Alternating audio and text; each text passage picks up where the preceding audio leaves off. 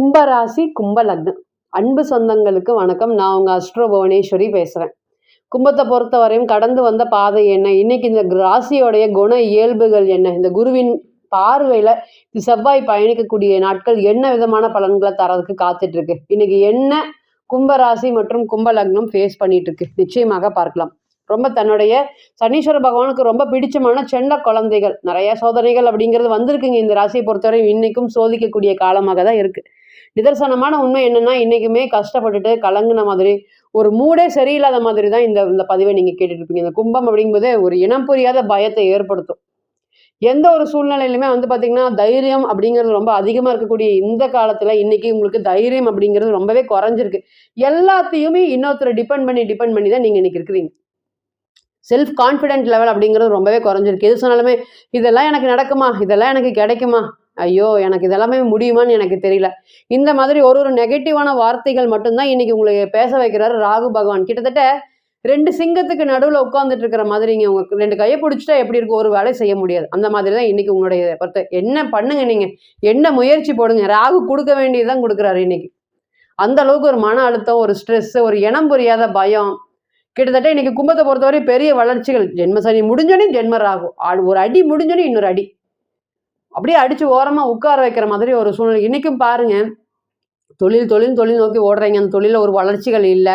திருமண வாழ்க்கை காப்பாற்ற முடியுமா இல்லையா அப்படிங்கிற சுச்சுவேஷன். லக்னத்திலே ராசியிலே ராகு, எங்கிருந்து பிரச்சனை வருதுன்னு தெரியல. கண்ணை மூடி கண்ணை தொடக்கிறதுக்குள்ள அவ்வளோ ஒரு பிரச்சனைகளுக்கு அமைதியா இன்னைக்குமே ஒன்னொன்னையும் மனசுல போட்டு யோசிச்சுட்டு இருக்கீங்க. 10 நிமிஷம் உங்களுக்கு இன்னைக்கு ஆறுதல் சொல்றதுக்கு யாரும் இல்லை. கும்பத்தை பொறுத்த வரையுமே இது பரவாயில்ல, இதை பண்ணு, இன்னைக்கு கொஞ்சமான உன்னுடைய நாள் இல்லை இது, this is not a your life, this is not a your day அப்படின்னு சொல்ற மாதிரி, this is not a your year அப்படின்னு சொல்ற மாதிரி யாராவது ஒரு 10 நிமிஷம் பேசினாங்கன்னா அப்படி கண்ணை மூடிட்டு அழுதுருவீங்க. அந்த அளவுக்கு இன்னைக்கு வேதனைகள். அது 10 வயசு குழந்தையா இருந்தாலும் சரி, என்னவே புரியாது, அமைதியா ஓரமா உட்காந்துட்டு இருக்கும், பேசவே பேசாது. நல்லா பேசிட்டு இருந்த குழந்தை இன்னைக்கு பேசவே பேசாது.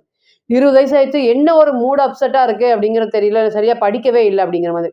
30 வயசு வேலையில அவ்வளோ கவலைகள் கஷ்டங்கள் இருக்கும். ஒரு 10 நிமிஷத்துக்கு மேல நல்லா சந்தோஷமா இருக்க முடியல, அப்படியே ஒரு ஹோப் இழந்த மாதிரி இருக்குது. இது எல்லாத்துக்குமே காரணம் ராகு பகவான் தான். நீங்க என்ன வேணா நடக்கட்டும், இது நம்ம சொல்லலாம், உங்களுக்கு அஷ்டம சனியோ இல்லை ஜென்ம சனியோ பணக்காரங்களுக்கு எந்த வேலையும் செய்யறது இல்லை, ஏழைகளுக்கு தான் செய்யறது அப்படிங்கிறது. ஆனா இன்னைக்குமே அவங்களும் இந்த கஷ்டமான காலத்தை கடந்து தான் வந்திருப்பாங்க. அவங்களுக்கும் பல பிரச்சனைகளுக்கும் நிறைய பேருக்கு இந்த அஷ்டமாதிபதி தசை பாதகாதிபதி தசை வரும்போது அவங்க மட்டும்தான் இதுல பெரிய அளவுக்கு பாதிப்படைகிறாங்க. ரெண்டுமே இன்னைக்கெல்லாம் பாருங்க, ராகு தசை நடந்தவங்களுக்கு எல்லாத்துக்குமே எதுவுமே பண்ண முடியாது. ராகு 2 கையை காட்டி வச்சுட்டு அவர் பாட்டு கொடுக்குற பழங்களை அப்படியே சல்லுன்னு வீசிட்டே போயிட்டு இருப்பார். ஒண்ணுமே பண்ண முடியாது. அதை நின்று வேடிக்கை தான் பார்க்க முடியும். ஒரு வளர்ச்சியோ ஒரு ஹோப்போ எதுவுமே இல்லை.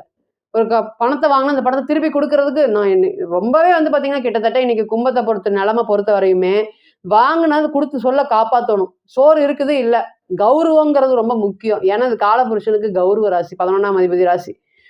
சொல்ல வாக்குறுதியை காப்பாற்றணும். நம்மள மாதிரி எல்லாரும் கஷ்டப்படுறாங்க, அது எல்லாத்துக்குமே ஒரு தீர்வு சொல்லக்கூடிய விஷயமாக ரொம்ப தெளிவா இருந்தீங்க. இன்னைக்கு அந்த தெளிவெல்லாம் பறந்து போயிடுச்சு. ஒரு கமிட்மெண்ட்டை கொடுத்து சரி பண்ண முடியல, பணம் வாங்கின இடத்துல கொடுக்க முடியல, திருமண வாழ்க்கையை காப்பாற்ற முடியல. ஒன்று போனால் ஒரு பிரச்சனை, நல்லவனாக இருக்கக்கூடாது அப்படிங்கிற எண்ணங்கள், செல்ஃபிஷ் அப்படிங்கிறதே நமக்கு வந்திருக்கணுமோ அப்படிங்கிற எண்ணங்கள் ரொம்ப அதிகமாக இருக்குது. குடும்பத்தோட இணைய முடியாத ஒரு சூழ்நிலைகள், சுய மரியாதை ரொம்ப கம்மியாக இருக்குது. எங்கே போனாலுமே நீங்கள் செய்யக்கூடிய ஒரு விஷயங்களும், இந்த விஷயத்த நான் தான் பண்ணியிருக்கணும், அந்த இடத்துல வேற ஒருத்தன் அதை பண்ணிட்டு இருப்பான்.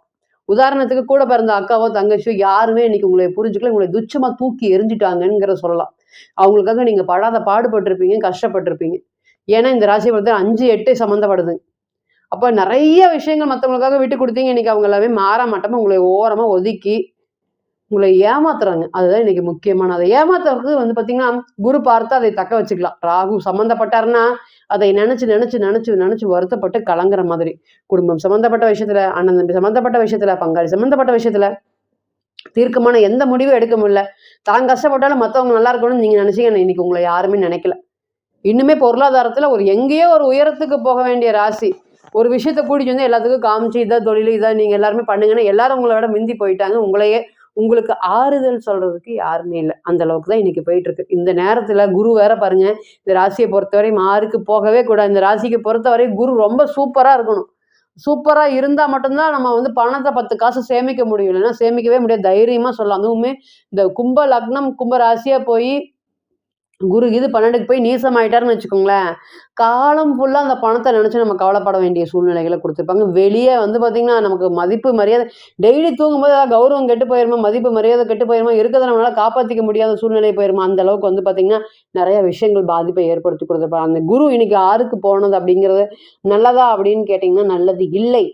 ஃபர்ஸ்ட்டு அது வந்து அதிசார குரு பெயர்ச்சி தான். அதனால ஓரளவுக்கு உங்களுக்கு பரவால்ல. இந்த குருவின் பார்வையில இந்த செவ்வாய் பயணிக்கக்கூடிய நாட்கள் எப்படி இருக்க போகுது? என்ன மாதிரியான விஷயங்கள நீங்க சந்திக்க போறீங்க? இந்த இந்த கும்பத்த பொறுத்தவரையும் 3, 10ஆம் அதிபதி, தொழில் ஸ்தானாதிபதி, தொழில் ஸ்தானத்துல 10ல செவ்வாய் திக்பலமா இருக்காரு. 1000 பிரச்சனை இருந்தாலும் தொழில்ல நீங்க தான் ராஜா. உங்களுக்கு தெரியாதது இல்ல, உங்களுக்கு தெரியாத விஷயங்கள்ல தொழில்ல உங்களுக்கு இல்லாத நுண்ணறிவே இல்ல. அந்த அளவுக்கு வந்து பார்த்தீங்கன்னா, தொழில் அறிவு, பிரம்மாண்டமான அறிவு எல்லாமே ரொம்ப அதிகமா இருக்குது. அந்த அந்த அறிவெல்லாம் பயன்படுத்தி காச மாத்த முடியலைங்க இன்னைக்கு கும்பத்த பொறுத்தவரையும். எல்லாருக்கும் அட்வைஸ் பண்றீங்க. ஆனா உங்கள கேட்கறாங்க. எல்லாருக்கும் நீங்க அட்வைஸ் பண்றீங்கல்ல, நீங்க ஏங்க பணத்த சம்பாரிக்கல? இந்த மாரி வார்த்தைகள். எல்லாருமே நீங்க பண்றீங்க. ஆனா நீங்க உங்க அளவுக்கு சொல்ற அளவுக்கு நீங்க ஏர்ன் பண்ணல ஏன்? இது எல்லாமே உங்களை குத்தி குத்தி திறமையான வேலைக்காரனா இருக்கு. இத்தன வருஷமா வேலை பார்த்துட்டு இருக்கீங்க. ஏன் சம்பாரிக்கல? இந்த மாதிரியான வார்த்தைகள் கல்லெறிஞ்சு உங்களை பேசுறாங்க. பொருளாதாரத்துல ஒரு தலை சிறந்த ஒரு யோகத்துக்கு போக வேண்டிய ராசி, சனீஸ்வர பகவானுடைய ஆளுமை நிக்க செல்ல பிள்ளைகளான ராசி, இன்னைக்கு வளர்ச்சிகள் இல்ல. இது எல்லாத்துக்குமே காரணம் ராகு தான். ராசியிலேயே ராகு, ராசிக்கு 7ல கேது.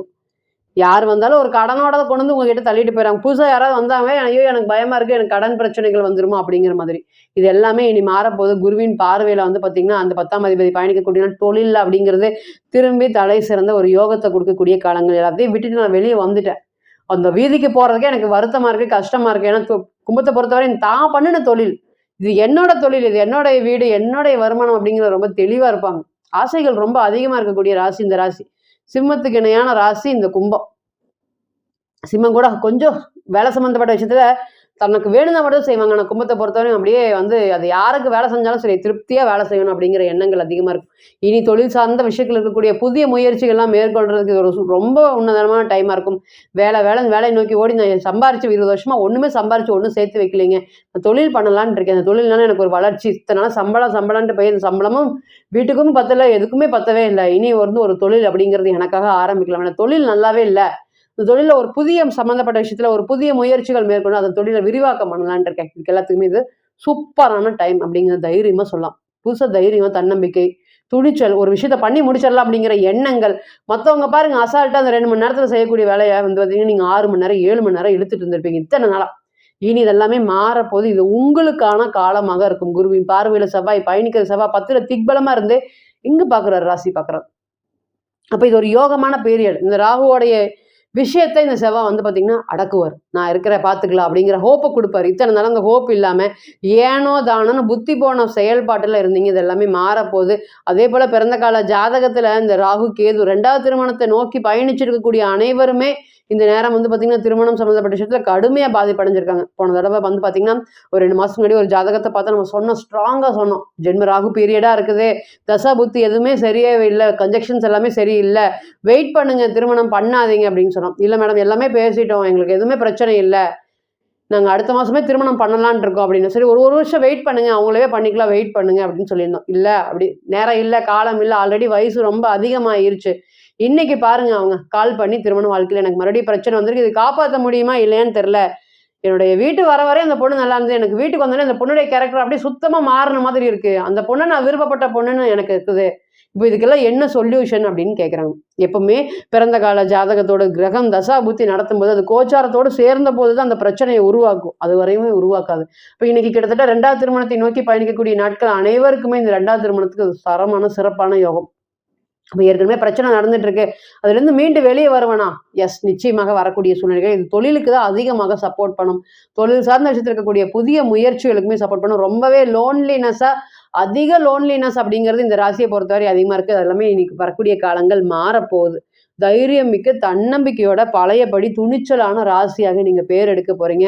ராகுவோடைய பீரியட் கிட்டத்தட்ட ஒரு 80 to 90% நீங்க கடந்துட்டீங்க. இனி இதெல்லாமே வளர்ச்சியோடு கூடிய ஒரு தொழிலாக, வளர்ச்சியோடு இத்தனை நாள் நம்ம பட்ட கஷ்டம் இதுக்கு தான்.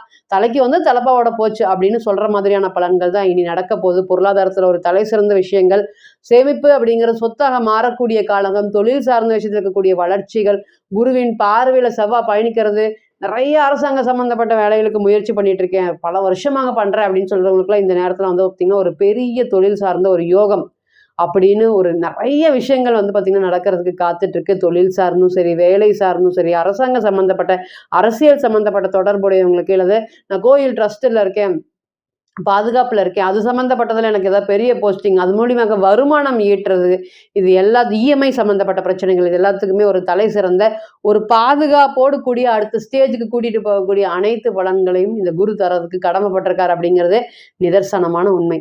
இப்ப நீங்க கேட்டுட்டு இருந்த அனைத்துமே கோச்சார பலன்கள் தான். கோள்களுடைய சாரம் அனுதினமும் மாறும். இன்னைக்கு ஒரு கிரகம் ஒரு நட்சத்திரத்துல பயணிக்கும், நாளைக்கு அதே கிரகம் வேறு நட்சத்திரத்துல பயணிக்கும். அப்ப பிறந்த கால ஜாதகத்தை இதோட கொண்டு போய் நீங்க கம்பேரிசன் பண்ணிடக்கூடாது. பிறந்த கால ஜாதகத்தை தனிச்சு பார்த்தா மட்டும்தான் இப்ப என்ன நடந்துட்டு இருக்கு அப்படிங்கிற விஷயங்கள் எல்லாமே உங்களுக்கு தெரிய வரும். அது இல்லாம நீங்க இந்த கோச்சாரம் அப்படிங்கிறது ஒரு 20 to 30% வச்சுக்கோங்களேன். தனிப்பட்ட ஜாதகத்தை நீங்க ஆலோசனை பண்ண விருப்பப்பட்டீங்கன்னா கீழே இருக்கக்கூடிய நம்பருக்கு கான்டாக்ட் பண்ணுங்க. நான் வணங்கக்கூடிய நரசிம்மர் உங்க எல்லோருக்குமே நல்ல வளமான வாழ்க்கையை ஏற்படுத்தி தர நிச்சயமா பிரார்த்தனை பண்ணிக்கிறேன். மீண்டும் ஒரு பதிவில் உங்களெல்லாம் சந்திக்கும் வரை உங்களிடமிருந்து விடைபெறுவது உங்கள் அஸ்ட்ரோ புவனேஸ்வரி. நன்றி, வணக்கம்.